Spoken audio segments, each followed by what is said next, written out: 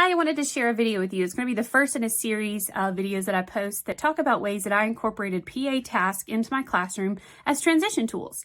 I feel like it's a great way to get extra review and reinforcement while also providing a positive and calm way to transition between one activity to another and get students' attention as we're moving from one task to another.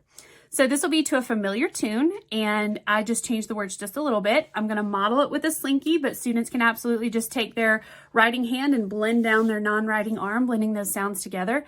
And I also feel like you could adapt this to other PA tasks that you're working on as well. So let's give it a try. Can you hear me? Can you hear me? Yes, we can. Yes, we can. Blend these sounds together. Blend these sounds together. Slip. Slip. And then my students would say, slip, slip, slip.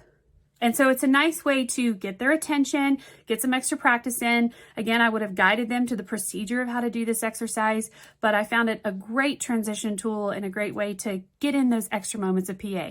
Hope this is helpful and hope you can try it out. Thanks.